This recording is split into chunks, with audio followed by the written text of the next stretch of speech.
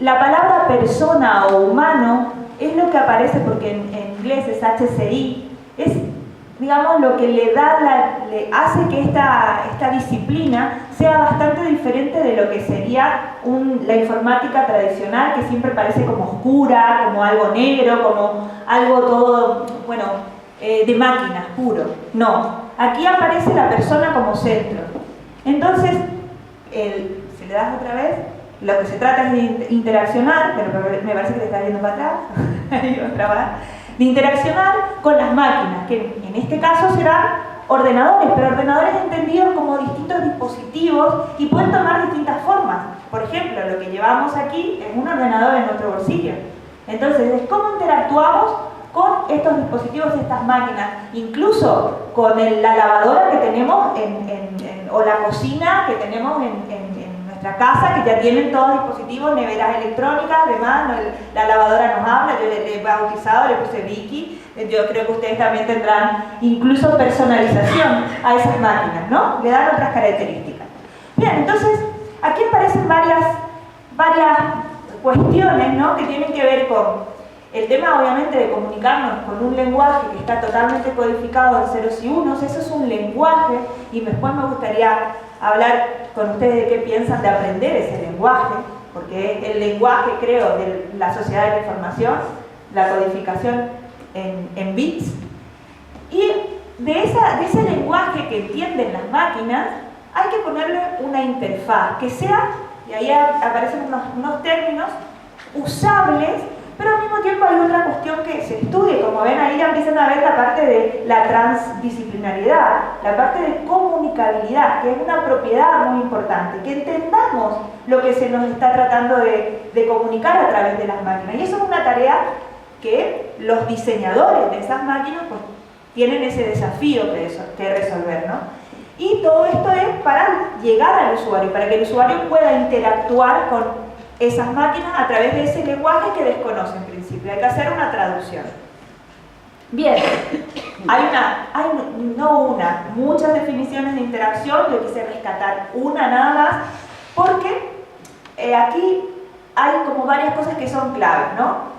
La interacción persona-ordenador lo que intenta es dar o proveer el entendimiento en la forma de cómo los usuarios trabajan, las tareas que necesitan ejecutar y las formas en que los sistemas necesitan ser estructurados para el logro de esas tareas. Y aquí aparece la forma en que los usuarios trabajan, hay que entenderlo de alguna manera, y aparece otra cosa que son tareas importantes. Siempre, esto es una de las cosas que hablo con mis estudiantes, porque están muy acostumbrados a pensar qué lenguaje, qué framework, qué tal, cómo... Y no entienden que los usuarios no quieren ver ese código o esa cosa que puede ser espectacular, sino lo que quieren es realizar una tarea X, que es tarea lo que significa para el usuario, no para el sistema, ¿vale? Y entonces ahí ese es un tema que nosotros trabajamos con metodologías para que puedan pensar, ayudarles a diseñar y a pensar en ese sentido. Seguimos. Bueno, entonces, HIPPO realmente lo que intenta es analizar todas estas tareas a estos usuarios para sacar y capturar requerimientos, requisitos, y todo eso se hace con una serie de métodos que iremos viendo.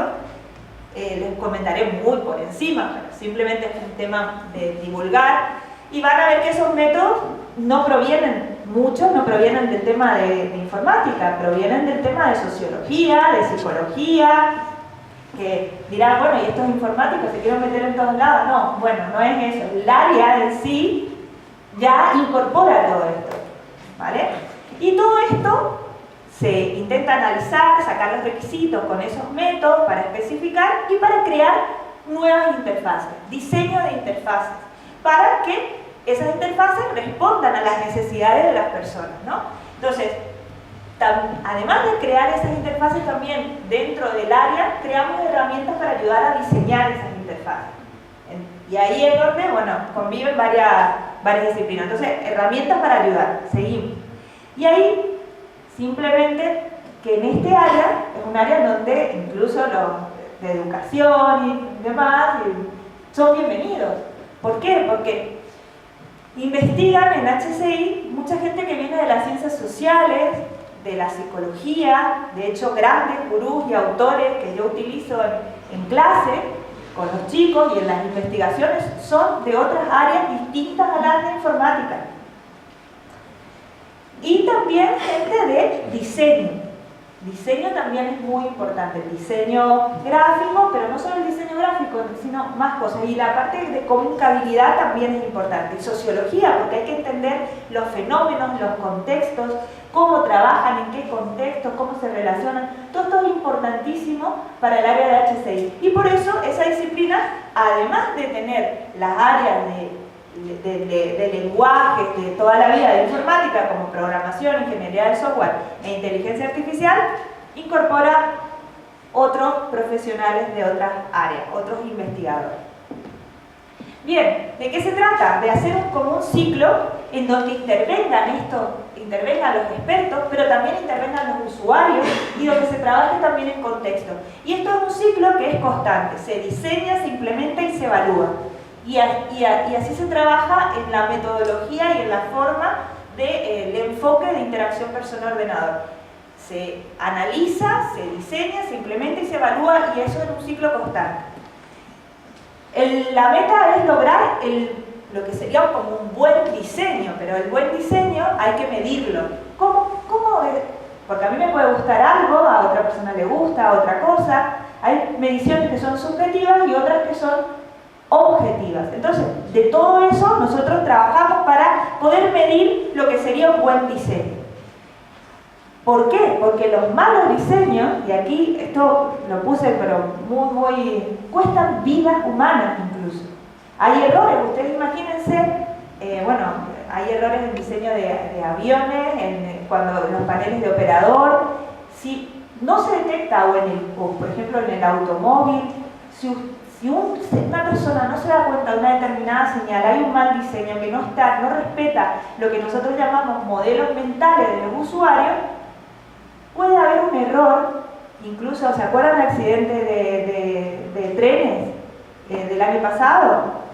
El error era humano, no, perdonen, no fue un error humano, pero el diseñador tenía que haber contemplado que todas las personas cometen errores. Y por eso es importante diseñar para el error y teniendo en cuenta esos factores humanos que ahora vamos a hablar, porque cuestan vidas, muy importante, y también obviamente en temas más triviales, digamos, tiempo y dinero, porque en una organización que yo no entienda cómo manejar una determinada interfaz o que no encuentre una información en la web o lo que fuera, pues es tiempo de aprendizaje, dinero que está perdiendo la empresa, etc. ¿Vale? Entonces, importante. Y ahí hay que tener en cuenta que lo fundamental, y rescatando la palabra de persona, lo importante aquí es diseñar para las personas. Rescaté porque no voy a hablarles de libros ni de cosas, sino simplemente a nivel divulgativo. Por ejemplo, un libro que es mítico de Donald Norman, que es el diseño de los objetos cotidianos. Ahora él trabaja con el diseño de objetos de futuro, el diseño de objetos emocionales y demás, ¿no? ¿Por qué? Porque él dice que no hay... siempre las personas a veces piensan, soy malo para esto, yo no puedo manejar esto. Y ese no es el problema. Nos encontramos muchas veces con malos diseños. El problema recae en el diseñador, no en la persona, porque no ha tenido en cuenta el diseñar para las personas, que todas las personas cometemos errores y que todos somos diferentes. Entonces, ahí esa es la premisa. Y bueno, ahora se ha intentado balancear entre lo que sería la accesibilidad, porque de la accesibilidad también se ocupa la interacción persona-ordenador, en el diseño para todos, teniendo en cuenta las características distintas de las personas. De hecho, una de las cosas que se trabaja y que también se estaba trabajando es en la evaluación de la accesibilidad. Los MOOCs, por ejemplo, esto es investigación reciente, no son accesibles las plataformas de teleformación, esto ya aplicado a educación, ¿no? Pero el tema de accesibilidad en los sistemas, en los distintos niveles de accesibilidad, no se ocupa la interacción persona-ordenador. Cotidianamente vemos que las cosas, desde siempre, y esto es un problema de diseño, no están diseñadas pensando que todos somos distintos, sino se diseña basado en estándares, ¿vale? Si avanzas, pues nos pasa, pues, esto. Yo soy muy pequeñita, me quedan las piernas colgando casi siempre, al otro no, se da con la cabeza, en fin. Y esto pasa en las interfaces también, en los sistemas.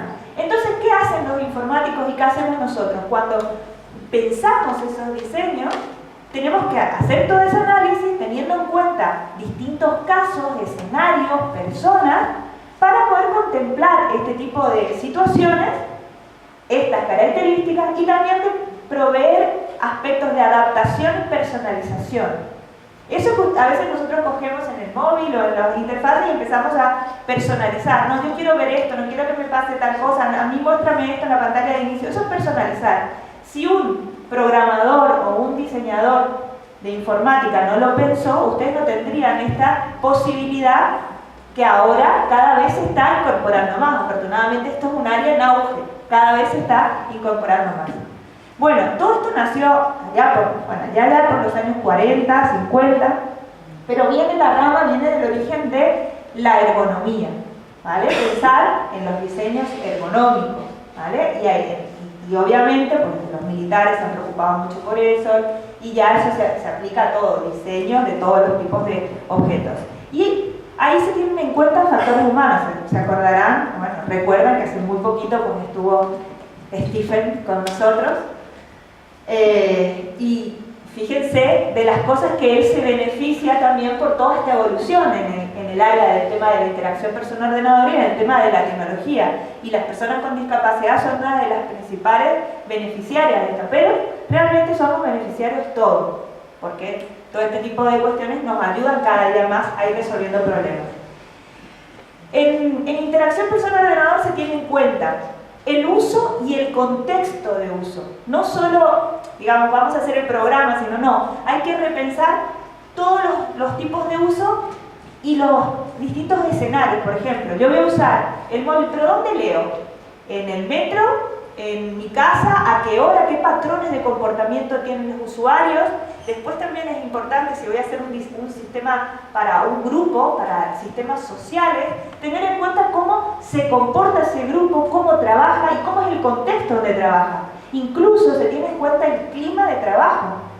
Porque si yo hago una evaluación de usabilidad y resulta que el clima de trabajo es pésimo entre las relaciones humanas, o hace frío, es oscuro, etc., todo eso va a influir también en mi percepción que tenga de esos sistemas. Entonces, todas esas cosas se tienen en cuenta a la hora de hacer los diseños, ¿no?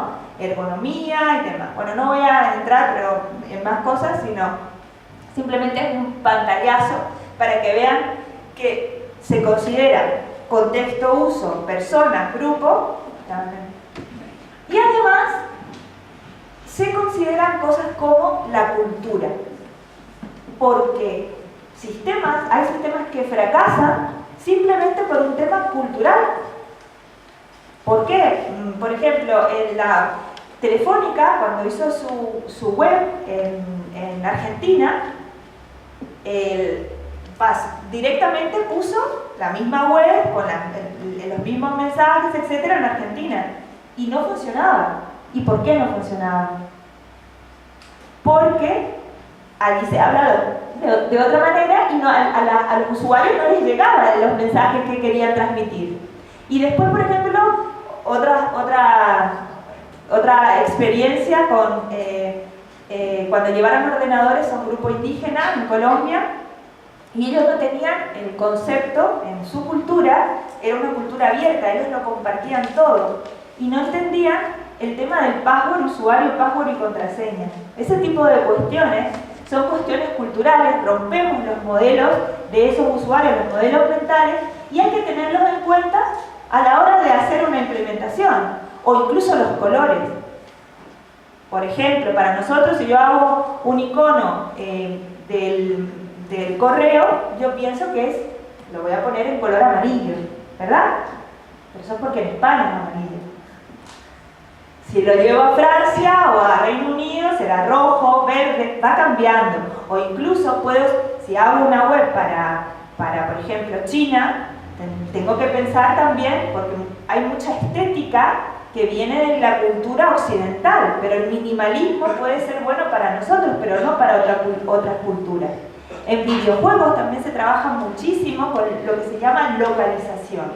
Pero bueno, localización es hacer adaptaciones a las culturas. Todo esto, a la hora de hacer los diseños, se tiene que pensar y nosotros lo tenemos en cuenta, ¿no? Bueno, esto simplemente por mencionar algunas de las cosas importantes dentro del diseño de interfaces.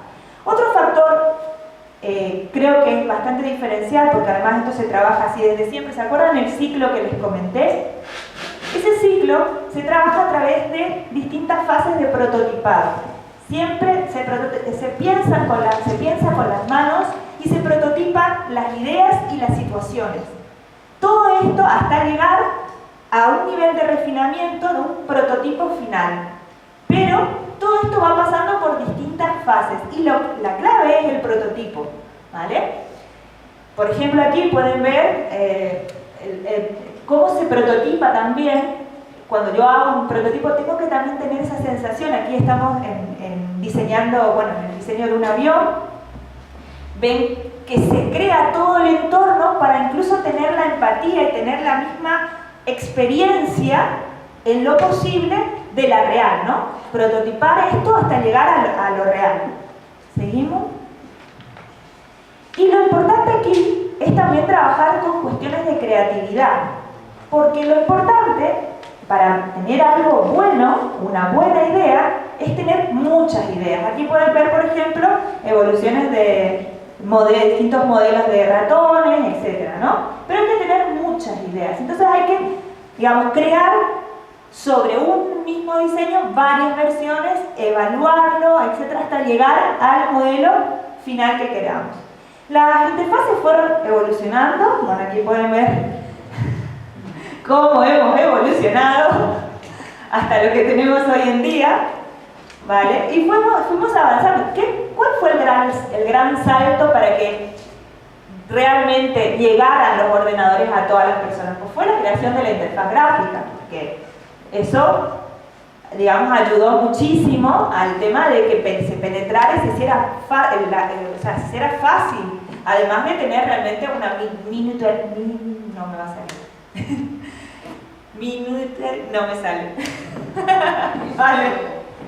Está, sí, ustedes me entienden lo que yo quiero decir, ¿no? Hacerlo más chiquitito, en miniatura. Vale. Sí. Que lo podamos realmente ir como llevando, digamos, a las casas, etcétera, porque evidentemente el salón de mi casa no da para tener un determinado.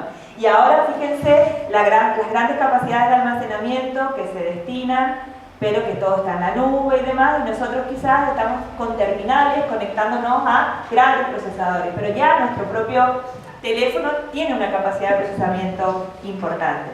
Bueno, una de las cosas fue el tema de también, además de la interfaz gráfica, el tema de proporcionar otros mecanismos de interacción y poner el ratón. Ese ratón ha facilitado bastante lo que es la interacción. Bueno, aquí ven un prototipo del primer ratón, ¿vale? Y aquí, esto simplemente para comentar que la interacción ha ido evolucionando de eso que vimos, ¿vale? De esas interfaces que teníamos, que incluso yo he llegado a trabajar con tarjetas. No sé si hay alguna aquí que ha trabajado con tarjetas en un centro de cómputo. ¿Alguno lo ha visto alguna vez? Yo sí. lo reconozco. Pero bueno, hemos ido evolucionando todo esto y fíjense cómo evoluciona la interacción. En interacción hay lo que se llaman estilos y paradigmas de interacción. En estilos pueden ver que tenemos el estilo con el que, digamos, se empezó a extender la parte de los ordenadores y demás, que fue el estilo de texto, introducir comandos y trabajar por teclado. Después se fueron metiendo menús de navegación.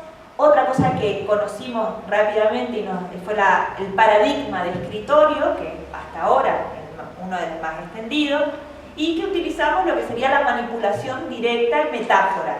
O sea, yo digo, pincho, arrastro, eso es manipulación directa. Y trabajo a través de metáforas, ¿no? Pincho, arrastro, y es una metáfora de escritorio. Y esto fue también un estilo. Y otra de las cuestiones, digamos, de evolución en estilos es el lenguaje natural, que interactúa por voz. Esto lo tenemos en el paradigma de interacción de escritorio, ¿vale? Y esto es el más extendido, pero ahora tenemos nuevos modelos, nuevos paradigmas de interacción, que son la realidad virtual, la realidad aumentada y la computación ubicua, que esos son los paradigmas en donde estamos ahora: acceder a todo, en todo momento, en todo lugar, Internet de las cosas, que se hable mi televisor con mi teléfono, que controle por domótica. Bueno, todas estas cosas son Internet de las cosas y computación ubicua, y es un nuevo paradigma de interacción. Y ahí se está investigando muchísimo. También en realidad virtual y en realidad aumentada. Vamos a pasar simplemente aquí, es resaltar lo que serían estilos en ese paradigma, y si avanzas, ahí tendríamos lo que serían los distintos paradigmas de interacción. Bueno, nada, aquí para que observen de lo que hemos ido evolucionando desde las IBM de teclado, pasan los disquetes, lo que hablábamos de la manipulación directa, los menús de navegación, estas cuestiones, esto es asistentes personales o lenguaje natural, que esto ya, si ven, no es nuevo, es bastante antiguo ya, ¿vale? De los 90, y cosas que ya estamos teniendo en nuestras casas, como por ejemplo el tema de Kinect, el tema de Wii, que ya estamos haciendo interacción gestual o interacción natural, ¿vale? Esto ya ha llegado en todas las casas. Y el tema de la computación ubicua también, lo que pasa es que algunos pues, son más ubicuos que otros, pero hoy por hoy todos tenemos acceso, si tienen un smartphone, tienen acceso a la información en cualquier momento y en cualquier lugar, y eso ya es computación ubicua, ¿vale? Aquí pueden ver pues, en las casas cómo se pueden hacer este tipo de control. Nosotros hacemos en informática y en industriales pues muchas aplicaciones que tienen que ver con temas domóticos y de accesibilidad y demás, y hacemos ese tipo de configuración, enseñamos a este tipo de cuestiones. Y también cuestiones de realidad virtual. Ahora, bueno, los cascos, los guantes y demás, ahora tenemos el Oculus Rift y demás. Si sigas avanzando, les voy a mostrar más ejemplos. La realidad aumentada, que esta es una realidad ya un poquito antigua, pero también la realidad aumentada en plan geolocalizado, que esto también entra dentro del paradigma de computación ubicua. Seguimos avanzando un poquito. Bien, ¿qué otra cosa nos interesa en temas de interacción? Vale, tenemos estilos, paradigmas, hemos visto evolución, sabemos qué es lo que nos importa, pero lo que nos interesa es hacer, digamos, proporcionar la facilidad de uso y la satisfacción del usuario con los sistemas que se crean a través del tema de esta metodología de diseño, porque realmente es una metodología. Y bueno, lo llamaríamos ingeniería de la usabilidad, ¿vale? Aunque algunos ya opinan que usabilidad es un término viejo, ¿vale? Ya un término en desuso. Pero bueno, todavía se siguen haciendo evaluaciones de usabilidad y hay muchísimas técnicas que ahora les contaré un poquitito de qué va. Y antes de contarle, la usabilidad viene definida en normas estándares que seguimos los informáticos y que incluso tenemos todos esos estándares para poder medirlo, seguir esos diseños y demás. Y habla como de 5 cuestiones importantes. Para que un producto sea usable, tiene que cumplir unos objetivos específicos de que sea eficiente, efectivo y que satisfaga al usuario en un contexto determinado, obviamente, porque si yo no lo creé para ese propósito y tú lo quieres usar, pues ya no es mi problema, básicamente, ¿vale? Pero se supone que uno cuando hace un diseño lo hace para un determinado uso en un determinado contexto, ¿vale? Entonces, estas cuestiones, igual lo de la efectividad y la eficiencia, se pueden medir con cuestiones métricas específicas, pero la satisfacción, pues ya ahí entramos con medidas subjetivas, no es tan sencillo de medir. Pero la usabilidad se contrapone con otra cosa que veremos más adelante, en el sentido de, ahora se está trabajando más en cuestiones de experiencia, pero antes de pasar en la parte de experiencia, decir la frase de Donald Norman otra vez, que las interfaces se ponen en el medio. No quiero concentrar mis energías en la interfaz, me quiero concentrar en mi trabajo. Esto define lo que es usabilidad. Yo no quiero gastar energía, quiero resolver, quiero centrar en mi trabajo y en la tarea. Y lo importante de la usabilidad es la tarea y la satisfacción de su objetivo en relación a la tarea. Y lo recalco porque luego haré la diferencia con experiencia. Sí. Bueno, nada, pasamos un poquito porque no voy a entrar en eso. Bueno, objetivo, si un producto es usable, vamos a evitar este tipo de cosas, ¿no? La frustración es evitar la frustración del usuario frente a el uso de los... ¿Cuántos de ustedes nos hemos visto, yo también, con este tipo de... Ahora mismo, básicamente, antes de empezar. Yo creo que como 3 máquinas tuvieron esa misma reacción. Pero bueno,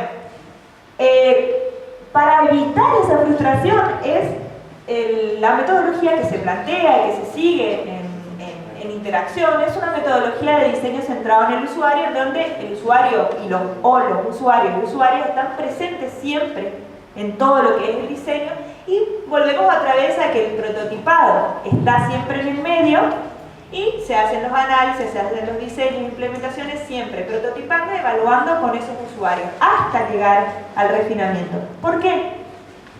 Porque antes, yo no sé si se acuerdan que venía un informático, hacía un análisis de requisitos que le llamábamos, se iba, hacía el programa y luego cuando llegaba a entregar resulta que no satisfacía en absoluto lo que el usuario quería. Y luego él se quejaba porque decía, esto no está en el documento de especificaciones. Para él era tarea, obviamente. Pero claro, el problema radicaba en que no trabajaba con los usuarios reales desde el análisis. Y bueno, para eso hay varias técnicas, porque pueden ver que lo importante ahí también es ir evaluando todo eso, ir refinando esos prototipos que vamos haciendo. Y para eso hay distintas técnicas, y ya les había comentado que las técnicas, muchas de ellas no tenían nada que ver con informática pura, sino tenían que ver con temas de sociología y de psicología y demás. Y esas técnicas se van aplicando en las distintas fases para cada uno de los proyectos. Porque algunas las aplicarán unas, otras, etc. Y hay muchos test e instrumentos validados para todo esto que les estoy hablando. Yo esto les estoy dando así una pinceladita. Justamente, mis estudiantes, uno de los desafíos que tienen es seleccionar cuál es la técnica más adecuada para el proyecto que están ellos desarrollando. Porque tiene test. Entonces, fíjense, hay como distintas técnicas que se pueden clasificar en técnicas de inspección, indagación y test. Y bueno, y ahí ven algunas palabrejas como evaluación heurística, recorridos cognitivos, ¿vale? Incluso observación etnográfica. Bueno, y dirán, ¿qué hacen los informáticos haciendo todo esto? Pues eso hacemos, ¿eh? Eso hacemos. Y tenemos ahí muchas cosas, desde gradaciones, de uso y todo este tipo de... Bueno, simplemente una pinceladita, pero... de esto que les digo aquí hay muchísimas cosas y consultoras que se dedican a hacer esto y que ganan mucho dinero con todo este tipo de cosas. ¿Por qué? Porque refinan, mejoran y al final logran un producto, un servicio mucho más fácil, mucho más accesible al usuario y obviamente es bastante, digamos, más agradable también. Y el usuario tiene, en vez de estar frustrado, pues tiene otro tipo de sensaciones, ¿no? Bueno. Estas cosas tienen su coste, y su coste económico también. No es lo mismo trabajar con expertos que trabajar con usuarios reales. ¿No? Entonces, ahí está el tema de donde trabajamos y refinamos. Otra de las cosas, y por eso les quería recalcar lo que era usabilidad y su relación con la tarea, que nos preocupa en interacción, y esto es lo que se está trabajando ahora, es evaluar experiencia de usuario. Por eso les decía, usabilidad está ya un poco como viejuna, aunque en algunos casos parece ser como hay que hacer evaluaciones de usabilidad y demás. Y la experiencia de usuario es bastante más complicada que solo evaluar la eficacia, la eficiencia y la satisfacción en una tarea, porque hay que evaluar emociones. La experiencia, y el ser humano es complejo, pues se evalúa a través de sus reacciones emocionales. Y entonces, ahí viene todo un tema, de todo un problema bastante complejo, en donde también se están pues, diseñando, refinando técnicas y demás para hacer toda esta evaluación emocional. Hay aspectos que son cualitativos también, otros que son cuantitativos. Algunas medidas que se utilizan pueden ser fisiológicas, otras pueden ser totalmente subjetivas en los cuestionarios, y también podemos mirar o dividir a los instrumentos entre lo que sería verbales y no verbales. Sí. Aquí, por ejemplo, entre lo que serían técnicas objetivas, podemos analizar expresiones faciales o cuestiones como el pulso, el latido del corazón, el sudor, la dilatación de pupila. Todo esto le enchufamos de todo a los usuarios para poder... Bueno, hay algunas que no son invasivas, ¿eh? No hay que tener miedo con eso. Pero bueno, eso en los laboratorios de usabilidad se hace todo esto. Y realmente ya no se llama laboratorio de usabilidad, sino de experiencia de usuario o UX. Lo verán por ahí en la red. Y después también para las partes de mediciones subjetivas, eso se realiza como siempre, a través de cuestionarios, de entrevistas, también de autoinformes, pero hay algunas, digamos ya, cuestionarios validados de todo esto. Y por eso ahí les decía que los psicólogos han aportado bastante. Veremos algunos, por ejemplo aquí simplemente puse algunas de las técnicas, pueden ver en autorreporte el affect grid, o por ejemplo la parte no verbal, los emocal, o los documentos de Premo, o por ejemplo en expresiones faciales, vocales, bueno. Si avanzamos un poco, pueden ver algunas, bueno, yo ahí, si les dejo la presentación, pues tendrán acceso a los ejemplos, ¿vale? En donde podemos ver vídeos de cómo se hacen pues, evaluaciones de experiencia. En este caso, por ejemplo, también se miden lo que serían cuestiones de brain computing o señales neurológicas. Si avanzamos, aquí también pues, pueden ver otras digamos, evaluaciones que se hacen también para medir la experiencia o la jugabilidad en los videojuegos. Cada sistema pues también tiene su especificidad en la metodología de evaluación, y sobre esto hay mucho. Ahí hay mucho trabajado. Uno por ejemplo, de los software más usados, pero también es bastante caro, y ahora esto se implementa, bueno, no voy a decir fácil porque después me van a decir, Karina, no implementamos software. Pues no es fácil, nada es fácil, pero es bastante... el tema del Face Reader, que lo que hace es leer las expresiones faciales cuando me graban el vídeo, mira las expresiones faciales y después detectan los estados emocionales. Esto es bastante fiable, este software, me saca unas estadísticas, unos análisis bestiales, y hay muchos como este, ¿vale? Pero, ¿cuál es incluso calcula, por ejemplo, si yo me muevo y tal, calcula las tasas de errores y demás. Pero, ¿cuál es el problema con el Face Reader? Que yo tengo que estar sentada en el ordenador mirando el vídeo, ¿vale? Y con la computación ubicua, ¿qué me pasa? Porque me muevo, ¿vale? Hay otro tipo de problemas. Kinect 2 incorpora, ¿saben qué es la Kinect, no? El sensor, Kinect 2 ya incorpora también la lectura. Nosotros estamos ahora haciendo unos proyectos con los chicos, pues también para hacer análisis emocional con Kinect 2, pero ya en otro tipo de interacción, ¿vale? ¿En qué se basan estos sistemas? Pues utilizan lo que sería un sistema de codificación facial, que bueno, que Ekman ya lo propuso en el 75, ¿vale? Pero utilizan ese sistema y además fue probado en distintas culturas, había unos patrones faciales que se repetían. Entonces, pues, utiliza ese sistema, básicamente hacen ese reconocimiento y son bastante fiables, ¿vale? Sobre esto hay muchos sistemas, ya les digo, que lo hacen, ¿no?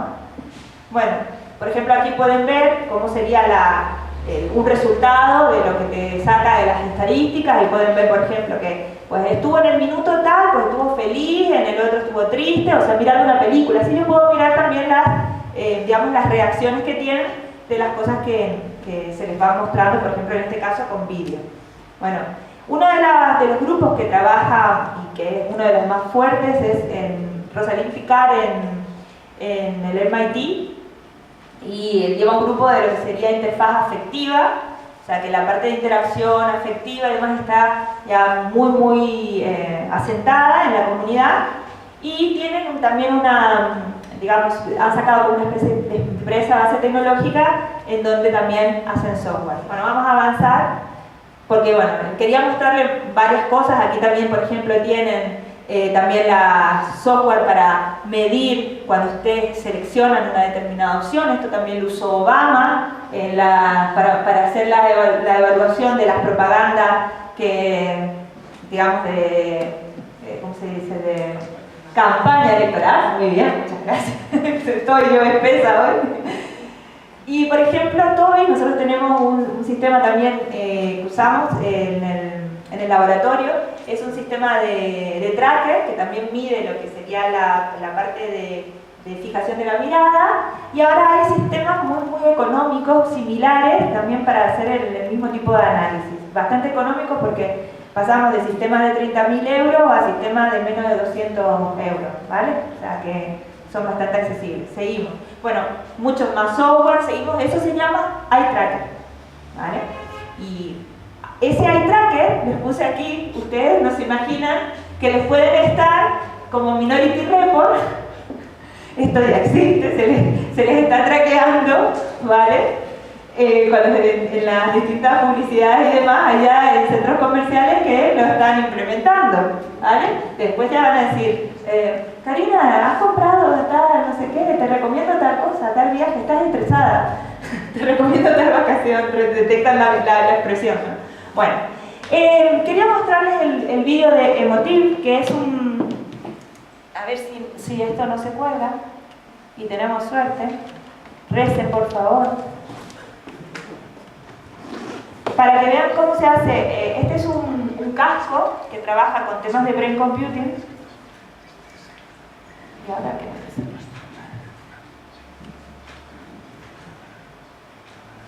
¿Sí?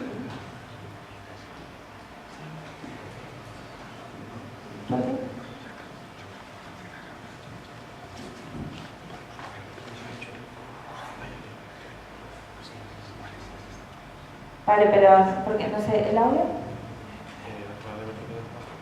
Vale.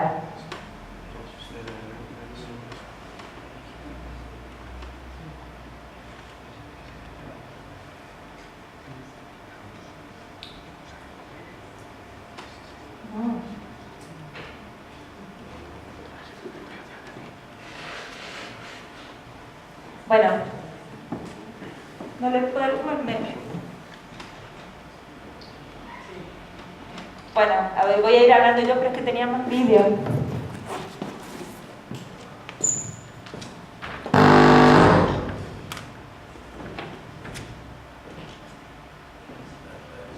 Bueno, suena. Bueno, nada. Para que vean un poquito el casquito, lo pueden ir viendo aquí. Este es un dispositivo que hace todo el tema de medición emocional, medición de experiencia, ¿vale? Se llama Emotiv. Y bueno, hay varios prototipos, varios tipos de medición, pero lo que me va a permitir es hacer todo ese seguimiento de mirada, incluso hacerlo, digamos, en ese paradigma de computación ubicua, haciendo deporte. O sea, si voy ahora con los wearables que iremos viendo, pues puedo hacer todas estas mediciones sin necesidad de estar yo sentado, como en lo que habíamos visto, frente a un ordenador, que es el otro paradigma, el más antiguo, ¿vale? Entonces, bueno, yo creo que más o menos se hacen una idea de cómo es, y ahí también pueden ver en los distintos escenarios, pues deportes y tal, pues cómo se hace este tipo de cosas. Bueno, esto era una de las cosas que les comentaba. Bueno, a mí me dicen que me apure, y me voy a ir apurando, ¿vale? Seguimos avanzando. Bueno, más herramientas de evaluación subjetiva, hay cuestionarios, y estos, fíjense que son de tipo no verbal, o sea, no le pregunto al usuario que me diga cómo se siente, sino que me responda a través de imágenes. Y esto se utiliza mucho para evaluar con niños, ¿vale? Por eso les quise traer, porque son más rápidos, porque les vamos a mostrar varios. O por ejemplo el LEMtool también es para evaluar online, pero también es si quiero evaluar una web y quiero evaluar la experiencia, pero de manera online, el LEMtool también me lo permite hacer, y voy poniendo en las la web, pues lo que me parece y demás. Podría hacer aquí una experiencia, pero creo que no tengo tiempo de hacerlo. Bueno, el PREMO es otra de las herramientas que más se utiliza para evaluación no verbal subjetiva, y nosotros, si avanzas, José, hemos creado también y validado un instrumento para trabajar con los niños basado en el PREMO, pero adaptado a emociones para evaluar cuestiones de videojuegos, ¿vale? Emociones que tenían que ver con videojuegos y adaptados a niños en una edad que nosotros consideramos que era de 8 a 12, ¿vale? Y trabajamos también con, se llama Hemodiana, basándonos en el PREMO. Bueno, estamos ahora mismo yendo a todo lo que sería en interacción, trabajando lo que serían multidispositivos, en temas de accesibilidad.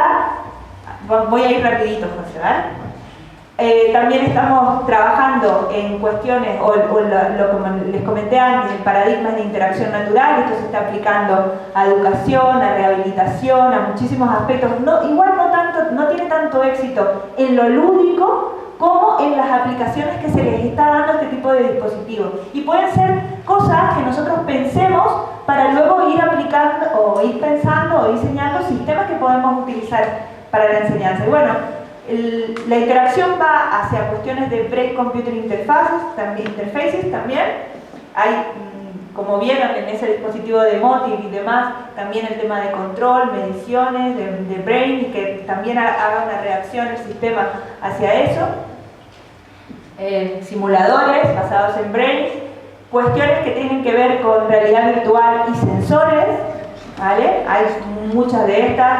También, bueno, la Google Lab la conocen, ya me gustaría tener una mía aquí para poder mostrarles interactuar con eso. Y bueno, eso se está usando y está llegando, no llega a todo el mundo. La otra revolución es el tema del Oculus Rift, que es realidad virtual, que se puede hacer en casa incluso, con 2 lentes. Y bueno, imagínense todas las sensaciones de inmersión que pueden llegar a tener con este tipo de sistemas, y que ahora está al alcance, insisto, al alcance de todo, bastante, incluso hasta económico.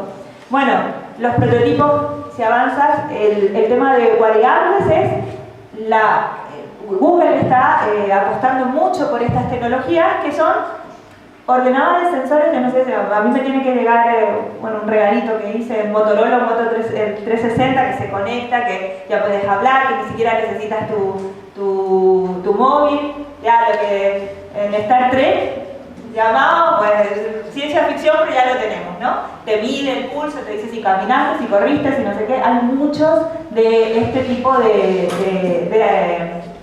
digamos, de variables o dispositivos. Y para eso, también una de las cosas importantes es el prototipar, pero el prototipar igual con las impresoras 3D. Lo quería dejar allí porque para el tema de, tenemos impresoras 3D también al alcance de nuestra mano, y muchas de esos variables o de esas cuestiones también podríamos crearlas en nuestras propias casas, ¿vale? O incluso en nuestros colegios, o con esas impresoras 3D. Eso pueden ser tareas desafiantes.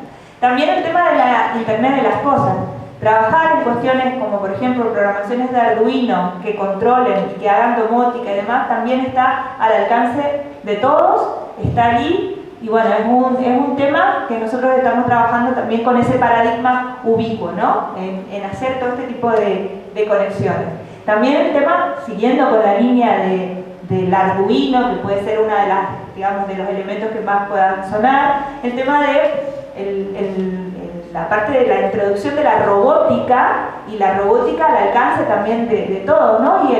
Y la robótica para ayuda, como por ejemplo el tema de los exoesqueletos, que también pueden ayudar digamos, a nuestros mayores y a la autonomía y demás, ¿no? Y aquí, por ejemplo, también pueden ver la utilidad de las impresoras 3D para crear todo este tipo de artefactos totalmente distintos, que no solo, como hablamos, bueno, aquí pueden ver, por ejemplo, un robot en un hospital, que también, bueno, estas son todas aplicaciones. He quitado mucho porque sabía que tampoco tenía tiempo, y aquí me están diciendo que ya acabe, ¿no? Seguimos. Bueno, aquí, por ejemplo, también ven el tema de los robots, el tema de los videojuegos.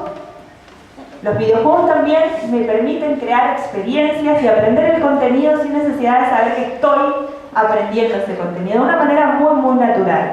Y no solo la parte de crear un videojuego para enseñar contenidos, competencias, etcétera, sino que se puede también trabajar en toda esa creación de esos sistemas que van conviviendo en introducir mecánicas de videojuego o meter gamificación en todos esos sistemas que utilizan.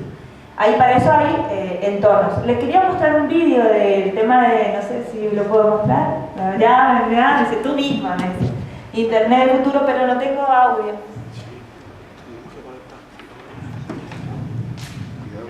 Cuidado con la corriente. Cuidado con la corriente.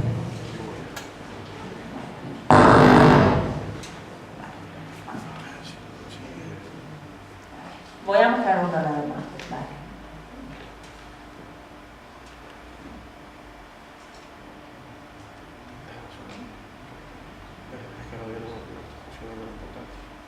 Bueno, el audio no funciona en el portátil. Hemos perdido parte de la experiencia. Estas son las máquinas y para demostrar la frustración que nos causan.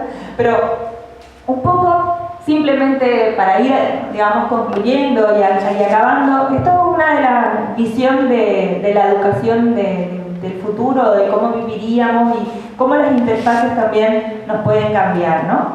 Entonces, quería, igual ya muchos de ustedes han visto este vídeo, no es un vídeo actual, pero es simplemente una visión de este paradigma de lo que fuimos viendo, cómo hemos evolucionado de la interacción solamente basada en el escritorio, que todavía existe, a esta computación ubicua, o este paradigma ubicuo, y este paradigma de interfaces naturales, interfaces tangibles, ¿vale?, que nos proporcionan otra manera de aprender y de vivir. Y quizás como tengo poquito tiempo, voy a irme para aquí. Quería mostrar algunos proyectos que nosotros hacemos, pero voy a irme directamente hacia el final. Hablar de retos y de oportunidades. Y aquí, quedarme con eso, quédense un poquito con la imagen de antes, de que este paradigma de computación, este paradigma ubicuo que estamos viviendo ahora, esta de las nuevas interfaces, nos abre unas nuevas maneras de aprender, nuevas maneras también de poder recoger todo ese aprendizaje que siempre hemos tenido, ese aprendizaje informal, que el 70% del aprendizaje, luego les pongo las referencias para que no digan que me lo estoy inventando, el 70% del aprendizaje, gran parte es realmente fuera de los entornos formales de aprendizaje, se dice que solamente hay un 10% de todo nuestro aprendizaje como personas es dentro de esos entornos formales y el otro 20% de los pares, y que hay todo un aprendizaje por fuera, dentro de ese paradigma también ubicuo, y que ahora, con la tecnología, tenemos todo esto a mano, estamos aprendiendo constantemente, siempre estuvimos aprendiendo constantemente, pero ahora estamos aprendiendo también con la tecnología. Y ahí hay algunas cosas, les puse ahí dos cositas, como por ejemplo, un estándar nuevo, que también es el Tincanapi de ADL, es un estándar de objetos de aprendizaje que permite recolectar todo eso, todas las experiencias que se viven en los entornos digitales y poder conectarlas con cuestiones de aprendizaje formal. Y también se puede todo esto dar, no sé si conocen la iniciativa de Open Budget de Mozilla, que da insignias, y esto me permite también validar de alguna manera ese aprendizaje que antes estaba, de acuerdo a la evolución nuestra, del tema de entornos virtuales y demás, estaba como oculta, ¿no? Solo aprendíamos a través de lo que veíamos en las tareas que se entregaban y demás, pero todo lo que se hacía en los entornos digitales no lo veíamos. Entonces, eso es un nuevo desafío que estamos nosotros los informáticos también trabajando en eso para ver cómo podemos recoger, traquear, analizar toda esa información para que esto también cuente de alguna manera en esa validación de esos aprendizajes, ¿vale? Entonces, nuevas formas de aprender y esta que está cortadita, esta era dedicada para Manuel. Damos forma a las herramientas y después son las herramientas las que nos dan forma a nosotros, del MACLUB. Era para cerrar y para decir, bueno, la informática también hace por cambiar las formas de aprender y de vivir. Pues gracias.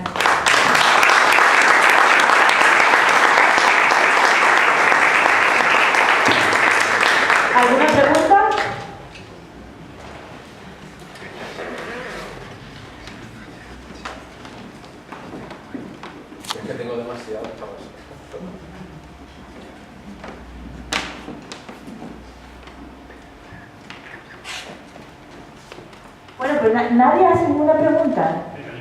Vale, ahí estamos, ahí estamos. ¿Qué evolución se está viendo en los tipos de sensores que se utilizan a la hora de medir emociones? Porque supongo que habrá evolucionado una barbaridad, ¿no? Desde esos cascos enormes que ocupan a algo que sea casi imperceptible, ¿no? Sí, bueno, la parte, lo que mostré ahí de Motic, por ejemplo, es uno de los casquitos que salió el año pasado y que también es bastante económico y está, bueno, miniaturizado. Lo que pasa es que la precisión que están logrando, e incluso, por ejemplo, con Kinect también, con la detección hasta del tema de la parte de la cantidad de sangre que tiene en la piel a través del reconocimiento de imágenes y demás, esto a los médicos también les está, digamos, aportando otro tipo de conocimiento a través de este tipo de sensores, y esto es un avance constante. Ahora, por ejemplo, Kinect 2, el único problema que tiene es el coste computacional que puede tener ese sensor, porque necesitas una máquina potente, porque divide el coste, digamos, entre lo que es su procesador y el cacharrito, pero todo esto está evolucionando. Y ahí sí que no necesitas ponerte nada, porque el tema es que siempre pensábamos en esa cuestión invasiva, ¿no? De me tienen que medir. Ahora, para leerte la parte del brain sí que se trabaja. Yo no trabajo en el diseño de sensores. Yo no trabajo con eso. Yo los utilizo. No trabajo en el diseño, ¿no? Pero sí hay mucha gente de neuro, de medicina y demás que está trabajando en eso más fuerte. La informática está, por cierto, en todos lados también. Una ocurrencia. Antes hablabas de paradigmas y de cómo estoy pensando en personas mayores. Personas mayores en las cuales el paradigma se convierte en un obstáculo a la hora de poder acceder. Si sabes de algo que sea para personas que no han tenido acceso a ningún tipo de tecnología, y que se está haciendo a lo mejor no tanto para niños como para personas mayores, para intentar salvar esos obstáculos. Se está trabajando cuestiones como de la parte de accesibilidad y en temas de diseño, por ejemplo, de móviles. Hay diseños que vienen ya hay sellos, sí. Pero sobre todo en móviles. Se está trabajando en móviles. Y también, por ejemplo, la parte de exoesqueleto y demás, sí se está trabajando también para mejorar la autonomía de personas mayores. También, por ejemplo, videojuegos activos, también para el tema de entrenamiento cognitivo y demás, también se está trabajando con temas tanto de Kinect como tableta, todo eso se está usando. Y televisión digital también. Justamente en Galicia, yo estuve hace poco en una evaluación de una tesis en un tribunal que habían hecho todo un sistema de televisión digital interactiva, y con eso le daban servicios a las personas mayores. Se conectaban, eran servicios sociales, de tema de teleasistencia y también para jugar, o sea que tenían muchas aplicaciones en tema de televisión digital interactiva. Y eso es una línea muy fuerte.